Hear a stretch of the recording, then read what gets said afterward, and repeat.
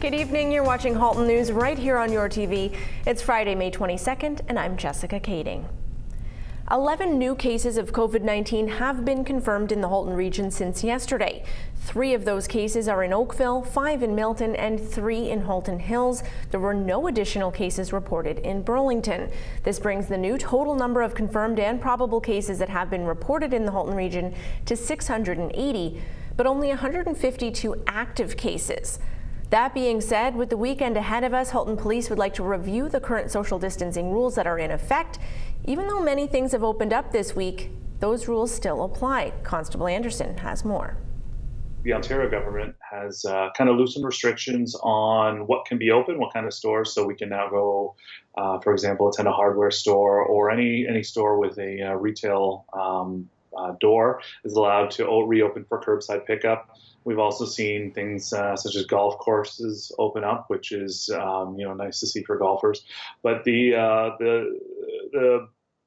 other measures remain in place. So the gathering of more than 5 people or the social distancing, those still apply. So although we're able to go to the store or maybe go golfing, we should still be keeping the status quo when it comes to the other regulations, at least for now. Ontario is in phase 1 of recovery, and Halton Hills is in step with the province in terms of reopening some park amenities and retail stores. We spoke with Mayor Rick Bennett for those details. What we've done, we're going very methodical. We're not going gangbusters, but starting this weekend, starting right now as we speak, Friday, the leash-free zones are now open. They're unpadlocked, so 4-legged little friends can have a place to go for exercise, and I think that's good news for them. We've taken down the jersey barriers at our parking lots, for getting into our parks. They've now been removed. And people can now get on the basketball court or tennis. Again, it's only up to 5 social distancing, 5 at a gathering. But what's not open are the skateboard parks, because we just don't know yet how we could try to police it or enforce it, I should say, the social distancing and of course, the gathering of not more than 5. The province is still hard and fast, no more than 5. Other big news today is Toronto Premium Outlets are now going to be open today. As you know, they're not your usual mall, if you will, because everything is outside. So they're all street level, but it's how to contain the crowds and the social distancing. So they worked with their staff, and everybody's satisfied. They've signed off, so that's good news. That's going to bring a lot of people back to work, and it'll get the economy moving a little bit. So a lot of things are happening right now in Halton Hills as well as other municipalities. Now, although it's good news to hear things are slowly opening up, Mayor Bennett also says we can't forget that COVID-19 has taken a toll on Halton Hills. It's had a especially negative effect on many of the events we normally expect to see each year. For instance, the Georgetown Fall Fair has been canceled. That's in September. Canada Day in the Glen, which has been a tradition for decades. It attracts about 8,000 to 10,000 people. They've canceled it. The Active Firefighters Association, they do the fireworks for Canada Day. This would have been their 50th anniversary. They've canceled it. Leathertown Festival in Acton is a huge festival. It attracts 8,000 to 10,000 people. It's canceled. So there's a lot of things, a lot of events are being canceled right now, which is very unfortunate because it gives her a character, for all communities have these events, Rib Fest, etc. But all we can say is that next year they're going to be probably new and improved, and people will be anxious to come out to these events. One event that has not been canceled is the Milton Farmers Market. Here's a look at some footage from last year. Normally, the farmers market is busy on the main street, but the Milton Chamber of Commerce has decided this year to move to Country Heritage Park to help maintain social distancing. Starting tomorrow, it will run from 9 a.m. until noon. Admission is free, and there's also the option to pre-order your items online. For details, go to miltonfarmersmarket.ca. The Courtyard by Marriott Burlington is one of the many hotels in our region that had to shut down due to COVID-19. But today I connected with their sales and marketing manager who had a big announcement to share. Hi, Jessica. Thank you so much. Yes, we have very exciting news. We have reopened our Courtyard by Marriott Burlington, Ontario hotel today. And you've been closed for almost 2 months, is that right? Yes, we closed down the hotel in March 25th. And now you're reopening, but of course with increased safety measures in effect because of COVID-19. What are you doing to keep the staff and your guests safe? Of course, so caring for our guests is our top priority, and we are taking extensive measures to make sure that everyone is safe and healthy. Those include keeping the guest rooms unoccupied for 72 hours when they check out, and then they're thoroughly cleaned before a new guest is checked in. We have strategically placed all the hand sanitizing stations around the hotel and making them available to guests. And we are taking social distancing efforts very seriously, as well as having our pool and our fitness center and our bistro temporarily closed. But we do have our Starbucks coffee and our prepared food in our 24-hour market down in the lobby. Excellent. And other things that people should know is you are offering a recovery rate. Can you tell us about that? Exactly. We have a special recovery rate of $139. And we also like to say that from Frank Vismag, our managing director, and our Courtyard family, we do want to say we're wishing everyone wellness and health. And we are very, very excited to welcome everyone to our hotel. Well, we're happy you're reopening. Congratulations, and we look forward to seeing you again soon. Thank you so much, Jessica. In an effort to gradually bring back services in a safe and responsible way, the town of Oakville has announced that starting on Monday, the town will resume its marriage license application service. These licenses will be given by appointment only, with only one applicant allowed to attend at a time. Let's take a look at our next story. I believe it's Jane McKenna who was speaking in Parliament. Thank you so much, Speaker. Burlington is a community like no other. In good times and in bad, we rally together to ensure no one is left behind, Speaker. I'd like to thank some of the local organizations who've lent a hand to make each day a little brighter for someone else. The Burlington Food Bank last month served 650 families, twice as many as last April. In addition, organizations like the Compassion Society, Food for Life, Burlington Salvation Army, and Wellington Square United Church are also providing support.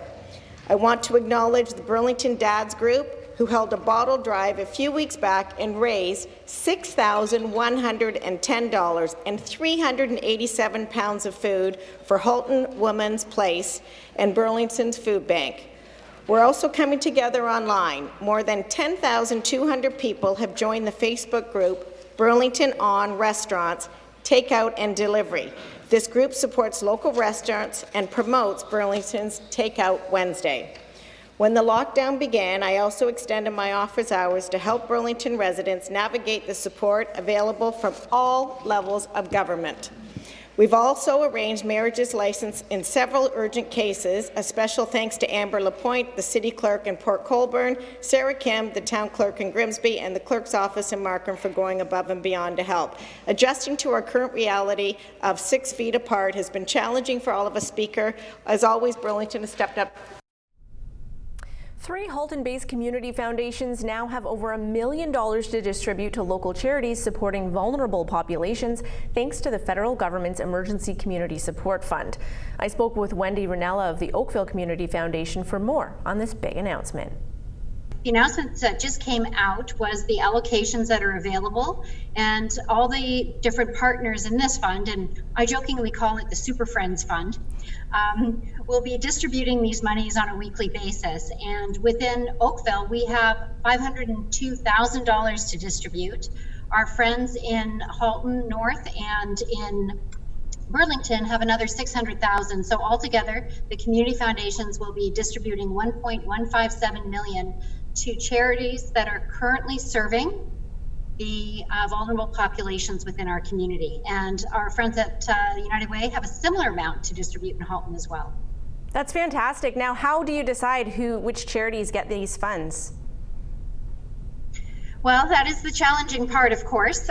So we are working together as community foundations, as well as with the Red Cross, the United Way, and the region to see where the vulnerable populations are. So first, as the charity goes onto the website, through the application process, they have to fill out an eligibility test to make sure that they're serving one of our vulnerable populations.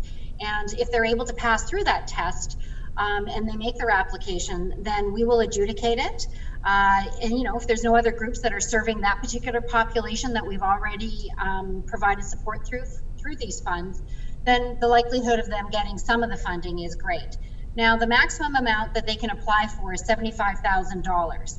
But of course, if we were able to distribute it to everybody $75,000, there'd only be about 6 or so different charities that would get that funding from Oakville. So that's really, what we all have to consider. And we're trying to make these decisions as to where the need is greatest in our community, and making sure that all the various populations that are vulnerable and that are at risk are being served. This is fantastic news. Thank you so much for coming on today and sharing that with us. Great. And one more thing is you've got to make sure that you get those applications in before July 27th. To apply for that funding, visit communityfoundations.ca. While all schools are closed for the time being, Robert Bateman High School in Burlington is set to close its doors for good. The students who attend Bateman will be relocated to Nelson High School and Burlington Central High Schools going forward. After being part of the community for 16 years, the Halton District School Board is organizing a virtual celebration for current and former students as well as staff. Those with memories of Robert Bateman are encouraged to send in photos or short videos to the organizing committee by email at rbsdcelebrations@hdsb.ca. Those are due by Tuesday, June 2nd, and those memories will be shared at the virtual celebration, which will take place on June 18th at 7 p.m. To watch, tune in to hdsb.ca. Thanks for being with us here on Halton News. We do need to take a short break. We'll be right back.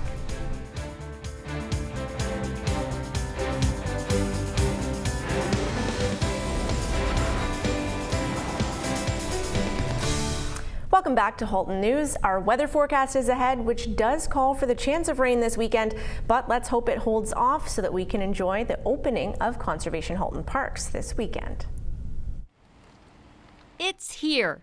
Conservation Halton has opened 5 of its parks to residents and visitors. CEO Hassan Bassett says they are excited to finally be open. We're really happy to see people coming and visiting our parks, and so far, just for the weekend, we have 10,500 registrations. So that's 10,500 people are going to be visiting us. It's an inventory that we watch and control based on the capacity that we feel will allow people to physically distance and still enjoy nature. Conservation Halton has implemented a pre-registration system that is done on their website. Bassett says the process is simple. It's all drop-down menus. You book the day you'd like to come, the time you'd like to come, because it is timed entry as well. And you book the number of people that are coming with you, you pay, and that's it. You get an e-ticket.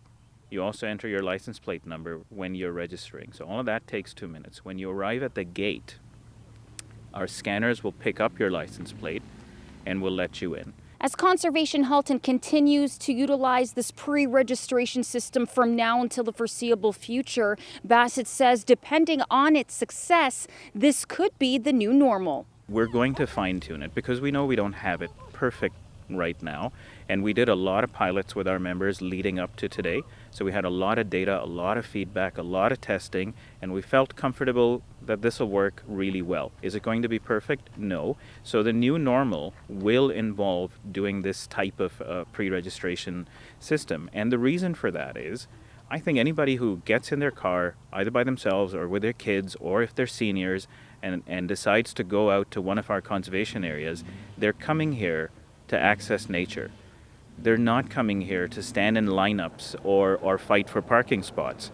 So this is meant to truly make this experience great for everybody. So, has it been great for everybody? Well, here's what some of you had to say. Everyone seems to be following social distancing for the most even part. on the trails, like everyone like step back and like wait, at least keep the distance between. Trails are wide enough for it. Yeah. I think it's great to have the opportunity to come out here and like just breathe in some fresh air and walk around those trails. You know? Better than being cooped up inside. I think it's actually really smart how the park is doing it, because I know that parks in the city, I'm from Toronto, there's a lot of people in them right now, and it was a little overwhelming. I didn't think that there'd be that many people there, so I think that this system of having the time slots is really smart so that people just can feel safe and enjoy without worrying. I feel like it's like fun being outside rather than just being inside doing all the boring stuff over and over again, or like just being outside your house, and it's just so much more to do. Yeah, you can like play lots of more games outside at Rattlesnake Point, and it just is super fun. The 5 parks open include Crawford Lake, Hilton Falls, Mount Nemo, Kelso Summit, and here, Rattlesnake Point, with the rest to follow in the coming weeks. Reporting for Halton News, I'm Melissa Candelaria.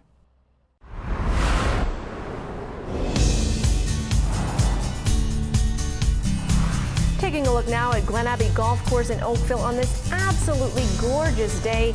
Unfortunately, the weekend will bring with it the chance of showers both Saturday and Sunday, but at least on Saturday we can enjoy some periods of sunshine. Early next week, we're still looking at rain showers, but look at those temperatures rise. 31 degrees expected as our high on both Tuesday and Wednesday.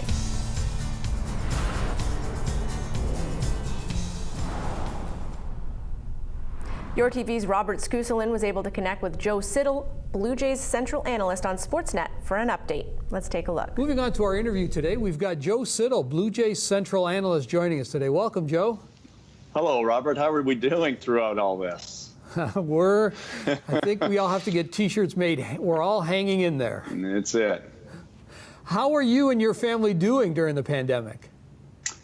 Well, fortunately, we're doing relatively well. And for me personally, it's a lot like the off season, Robert. I come home after the World Series and I get to be home in Windsor for a few months before we head back to Florida for spring training. So for me, staying home a lot and doing some yard work and tending around the house is kind of what my off season is like. So we've been very fortunate. My wife is still working as well. So things could be a lot worse, and I know it certainly is for a lot of people. So we're grateful for the position that we're in, despite what is going on all around us in the entire world, let alone our community. Yeah. With Major League Baseball shut down, how has COVID-19 affected you and Sportsnet's coverage? One thing we have done, and we weren't sure how this was going to go, we got sent home right around the middle of March when Major League Spring Trainings shut down. And when we came home, we were literally just told to kind of sit tight and we're going to see how this goes. Well, after a couple of weeks, the decision was made that Jamie Campbell and I are still doing our Blue Jays Central show, but we're doing it virtually online. And we've produced a show a week that is not going on to television just yet because there's nobody, I don't believe, in the Rogers studios in Toronto. So we're doing it online. They're posting it on sportsnet.ca. I think we've done 3 or 4 shows now, and the plan is to continue with that. And at least the last couple have gotten a little bit more interesting for us because we got to talk some baseball, because the baseball talks are increasing, not so much about the pandemic, but where baseball may go in these next couple of months, because the discussions are happening more and more, and they're getting a little bit more pertinent to baseball being played back on the field. And so fingers are crossed for all of us. Yeah, I've noticed on Sportsnet's been filling their time now with past games and movies. You know how that's been received, and what game or what baseball movie would you like to see? Well, it's funny you ask, because it has been received very well, and some of our producers in Toronto from our show saying that our little segments have been received well, but so have the classic games, and they call them the Blue Jays Rewind games. So, you know, I grew up probably like you, Robert. I was going to say a Tiger fan, but I know you're a Yankee fan. A lot of people around here grew up as Tigers fans, so seeing some of the classic Blue Jays games hasn't been bad. I don't mind tuning in on occasion because I'm still getting acclimated with that. I tried to tell all my people at work in Toronto, I didn't grow up with this stuff like you all did. I was a Tiger fan, but they've been received very well. If there was a game, I did see something online just the other day about Maglio Ordonez's home run in the Division Series or the Championship Series to advance the Tigers to the World Series in '06. I was at that game, of course, working with the Tigers. I remember it vividly, and I certainly remember Dan Dickerson's call. I saw that online the other day, and I just got chills because I felt like I was right back at Comerica Park. Wouldn't mind seeing a game like that in its entirety. Not so much the World Series against the Cardinals because it didn't go so well, but those are the games for me that are closer to my heart because I was right there with the Tigers working with them at the time. That was just a portion of a much longer interview that can be found on our Facebook page at Your TV Halton. Taking a look now.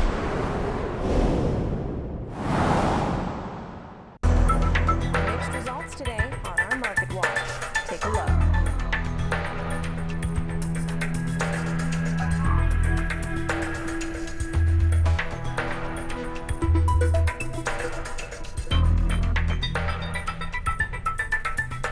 Taking a short break now. We'll be right back. You don't want to miss what's next. Stay with us.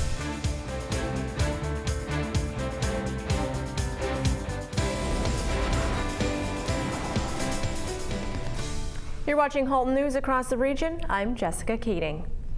You may not realize that the Burlington Food Bank actually has 7 community garden plots, and if you're a gardener yourself, well, they could use your help. This is Robin Bailey, the Executive Director of the Burlington Food Bank, and as you can see, we're in a little bit different space today. We're actually opening up our gardens over the last week or so, and our planting has been going on.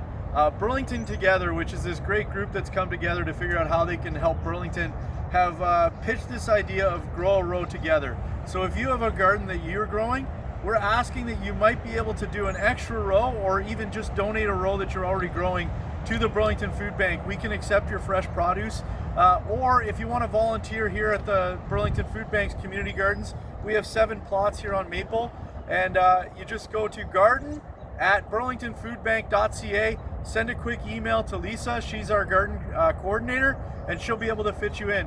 Have a great weekend, and most importantly, wash your hands lots and keep your physical distance. Join Cogeco's Do 5, Give 5, Ask 5 challenge in support of the Halton Learning Foundation and students in need in the Halton School Board. The idea is to help Halton Learning Foundation raise $5,000 by June 1st to provide basic necessities for Halton District School Board students and their families who are struggling due to the pandemic-related closures.